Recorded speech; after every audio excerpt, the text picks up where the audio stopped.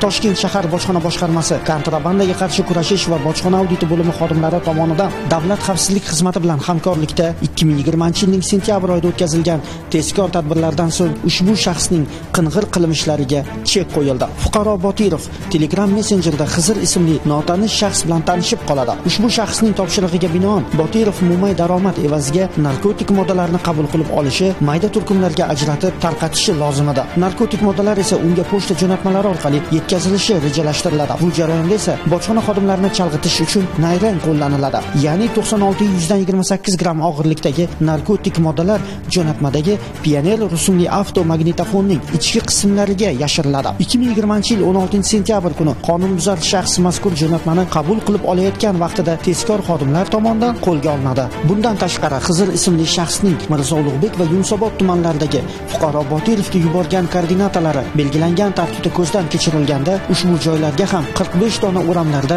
30 gramdan ortiq og'irlikdagi narkotik moddalar yashirib qo'yilgani fosh bo'ldi. 2020-yilning 24-sentyabrda esa Botirov nomiga xorijdan yuborilgan navbatdagi jo'natmada ham narkotik moddalar topiladi. Bu gal bojxona xodimlarini chalg'itish uchun 576 gram og'irlikdagi mikrolab rusumli ovoz kuchaytirgich ichiga yashirilgan edi. Mazkur holatda huquqbuzarlik ashyosi sifatida olib qo'yilgan 132 gramdan ziyod narkotik moddalar ekspertiza xulosasiga asosan alfa PVP turkumidagi sintetik narkotik moddalar ekanligi aniqlandi.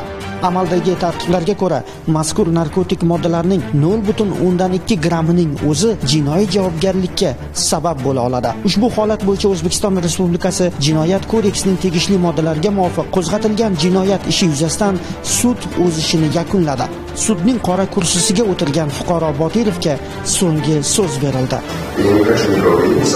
Hech kimni ayblash niyatim yo'q, chunki hammasiga o'zim aybdorman. Agar menga imkon berishsa, ishonishsa, hayotimni yangitdan boshlardim. O'zimni, oilamga 5 yil davomida kutgan farzandim, qizimni tarbiyasiga bag'ishlagan bo'lardim. Men endi tili chiqqanini, birinchi so'zlarini eshita olmayman. Birinchi qadam tashlashlarini ko'ra olmayman. Vaholanki, men hozir onamga, oilamga juda kerak edim. Qattiq pushaymonman.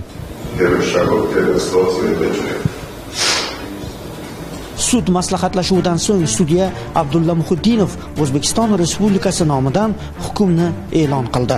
Определить наказание в виде 7 лет 6 месяцев лишения свободы. Назначено наказание отбывать в колонии общего вида режима.